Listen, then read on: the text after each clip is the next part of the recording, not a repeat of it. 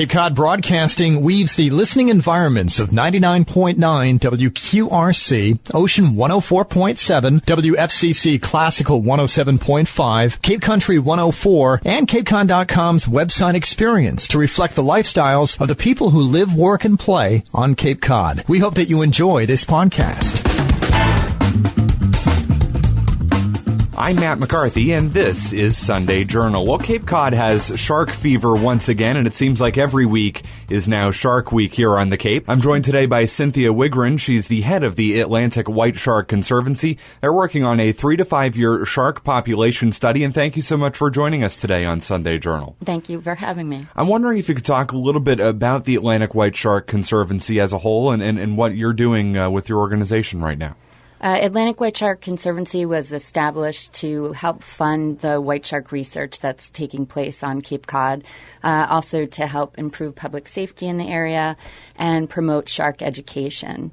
So this is our second year, and last year we funded some of the tagging trips that happen and also purchased tags. And this year our main objective was to fund a population study that's taking place. We'll get to the population study in a second, but you mentioned the tagging process right off the bat. You know, it's been all over the news. You'll see a shark, and then all of a sudden there are those people out there on boats tagging those sharks. Right. I'm wondering, and you and your organization, obviously, you're the folks out there tagging the sharks. I'm wondering if you could talk a little bit about what that tagging process is like and what the goal is.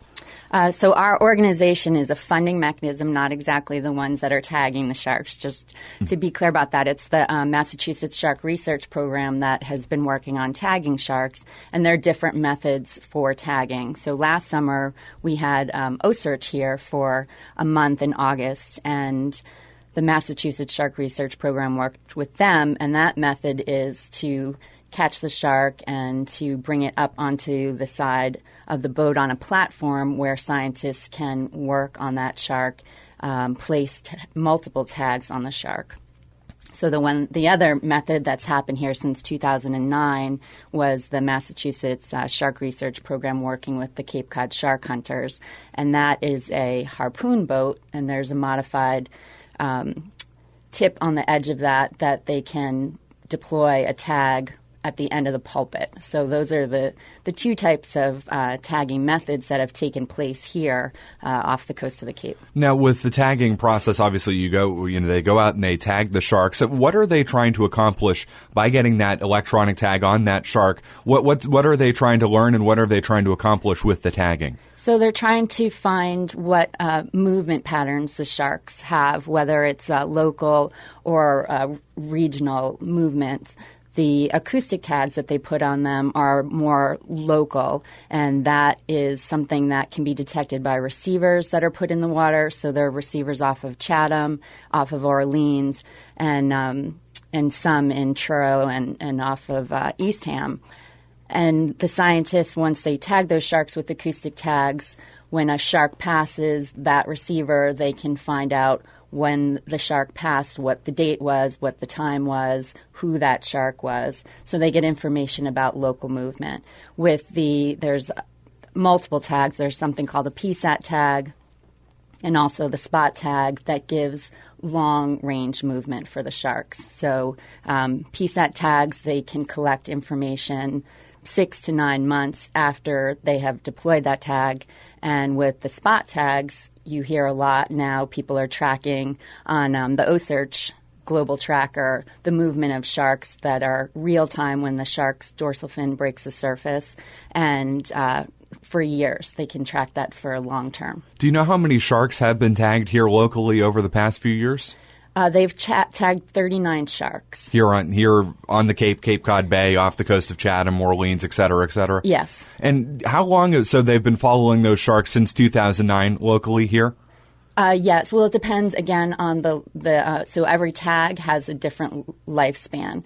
Right now, the first detected shark that they had on the receivers was a shark, Julia, and she was tagged in August of 2011. She was the first shark that was detected in 2012. She came back at the end of May.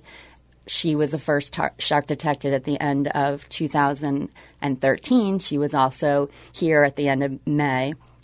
And then this year, she was the first shark detected, and the detection was June 13th. So that's pretty interesting information that's coming out of that acoustic tag off of Julia. And then the other sharks that have been tagged, the spot tags started in 2012. So when you see the same shark, I guess, over and over again, like you've mentioned, the shark Julia, what does that tell you as researchers, looking into, I guess, the habits and the traits of these sharks? What does it tell you when you keep seeing the same sharks over and over and over again? Well, what's interesting about the sharks that have been tagged is that the majority of sharks that have been tagged have been females. So a shark like Julia, who has come back multiple years in a row, would lead you to believe that that's an immature female. So she's not sexually mature yet. They believe that female white sharks are on a 2-year migration pattern. So it'll be interesting to watch her to see if she skips a year, then you would know when she has potentially reached sexual maturity. So that gives you information like that. Then there are also sharks that skip and don't come back to this area, and are the shark Lydia that was tagged in Florida last year. This past year was off of the coast of Canada in the winter. So basically, you're getting a lot of different information. I think the fact that this is also new, 2009, really isn't a long time to be studying an animal, a species that we know so little about. And with these tags, they're finding that they're getting a lot of different information, which is really interesting, but it just leads to more questions. It really spotlights the fact that this species here in the Atlantic needs to be studied for a long time in the future. Well, it is fascinating stuff. We're talking with Cynthia Wigren. She is from the Atlantic White Shark Conservancy, and you talked about it a little bit there, and I'd like to get more into it. We've got, you have this population study, a 3 to 5 year population study going on, studying the sharks. Is it locally? Is it regionally in the Atlantic? Talk a little bit more about this study that you have going on right now. So the study is conducted by the Massachusetts Shark Research Program, led by Dr. Greg Scomal. The intent of it is to get a local and regional white shark, or an estimate of the population sizes for white sharks in the western North Atlantic. So all of the information will be gathered here off the coast of Cape Cod, and he's doing a mark and recapture study, which means that they'll go out and they'll try and identify different individuals. When we saw the first shark off of Nauset, the biggest thing that the scientists were looking to do there was to get underwater GoPro footage of that shark to be able to determine whether it was male or female, and then to look to get any distinguishing marks on that. Across the lateral line near the gills, where the white and gray colorations change, that's something that is unique on different sharks, or each shark, almost like a fingerprint. So scientists are looking to gather as much of that information as possible. They'll go out, and that's the marking of the shark, and then they will see how many of those sharks they are identifying again, how many are coming back from year to year, really building up a database. Now, how long has this study been going on? It just started. So just started this year? This is the first part of it? This is the first part of it. So it started a couple weeks ago. We have been out on the water 5 times. The study will run mid-June through mid-October, and the goal is to be out 2 days a week, out on the vessel with a spotter plane in the air, and collect as much information as possible, collect as much for the database on individuals in the area. And the study is a multi-year study, so they're thinking probably 3 to 5 years to continue that and to look at how many individuals are identified and also coming back. Now, would it be safe to say that all the shark activity here on the Cape over the past few years, is that one of the reasons behind this study? Would that be safe to say? It is. The number one question that Greg Scomal and John Chisholm get when they do talks on their research is how many sharks are out there. So they are now working on answering that question. And it's really significant to have that information. And it is a first of its kind study here, which is incredibly exciting. But it's important because it establishes a baseline that can then be used for future conservation efforts. Now, is it safe to say that there are more sharks here on the Cape or off the coast of the Cape than in the past, or is it just that we're noticing it more now? I believe that there are more that are closer to shore. Historically, sharks have always been around this area, so that fishing records show that. But the rise in the seal population has really drawn those sharks back to the area. And seals, for a long time, that population had been decimated, and now it's rebounding, pretty significantly, as seals are another topic on their own. But yes, so that's the food source for these sharks, and they're coming back to this area to feed. So overall in the Atlantic, and I don't know if it's possible to say this at this point, some people are saying maybe there are more, some people are saying maybe there are fewer sharks in the Atlantic. Has there been an increase or a decrease, or is that what the study's really trying to figure out, is how many sharks are in the Atlantic as a whole? This study is looking to put a number on that, but there was a study that was just published last week, I think, or the week before, and that looked at the overall abundance of sharks in the Atlantic. They took 200 years of data, whether fishing records or sightings, and they found that there had been a decrease during the 70s and 80s, and then when protections came in place in the 90s for white sharks, the trend has been an increase. So the relative abundance has been increasing in the Atlantic. So were those sharks being hunted and fished? They were, yes. And so now with the protections, they seem to be working as the shark population appears to be rebounding. Exactly. So it's positive news, and definitely in shark conservation, you don't really hear too many positive stories. So that made a lot of headlines. It was a good thing. I think everyone's pretty optimistic about the future of the white shark. Now, obviously, it's summer, it's Cape Cod, it's tourist season. I know one of the aspects of your organization, the Atlantic White Shark Conservancy, and we're chatting with Cynthia Wigren. She's from the Atlantic White Shark Conservancy. One of the things you're very involved with is shark safety tips for beachgoers, ocean goers. What could you share to our listeners who may be on the Cape as a tourist, maybe going to the beaches, enjoying the summer? What can you share for them about the shark safety?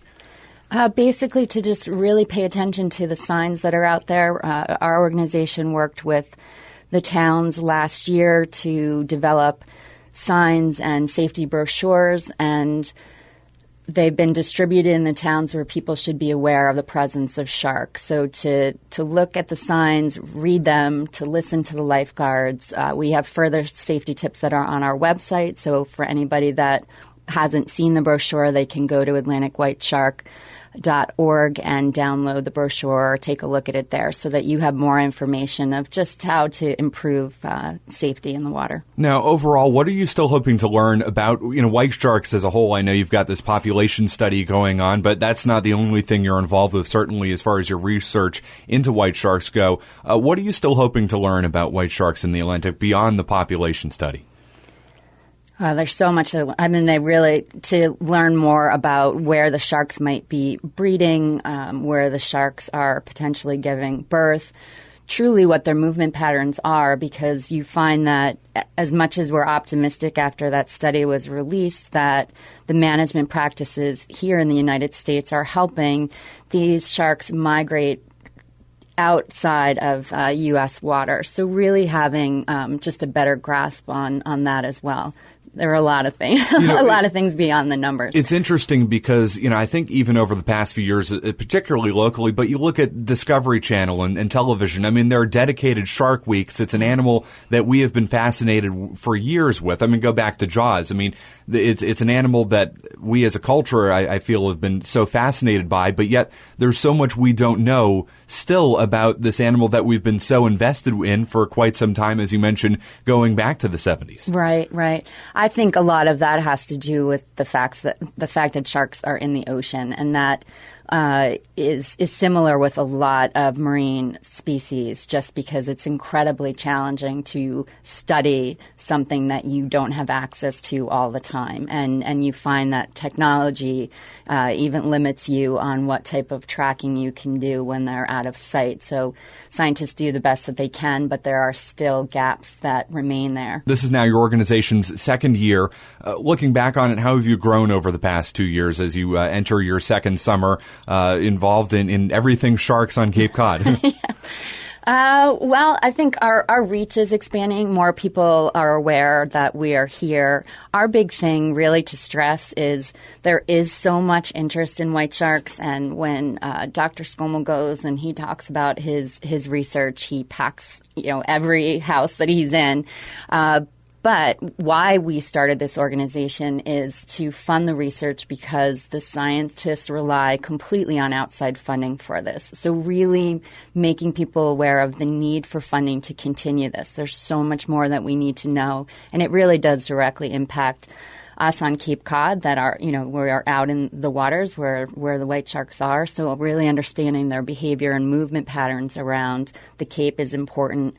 So just really hoping for some community support in making sure that this research continues. And if people are listening and they say, hey, that sounds really cool, I want to get involved with the Atlantic White Shark Conservancy, how can they go about getting involved with your organization from any standpoint? I know you mentioned funding, volunteering. I mean, I'm assuming you're always looking for helping hands. We are. So people can just go to our website, and we have a volunteer form that they can plug in their information, and we will keep them posted on any volunteer opportunities that come up.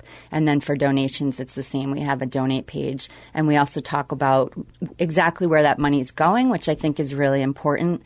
There are a lot of organizations where you might not be sure what things cost, so we really list out what everything costs for the research and also any of our education programs. We are 100% volunteer organization, so everything that comes in as a donation goes directly out to our programs. Well, we've been talking with Cynthia Wigren. She is the head of the Atlantic White Shark Conservancy. They have a 3 to 5 year population study going on right now to study basically how many sharks there are around Cape Cod. We're unfortunately just about out of time this morning. Cynthia, thank you so much for joining us. Thank you so much for having me. I'm Matt McCarthy, and this is Sunday Journal. This podcast is a presentation of Cape Cod Broadcasting, which is solely responsible for its content. Thank you for listening. For more information, please visit us at capecodbroadcasting.com.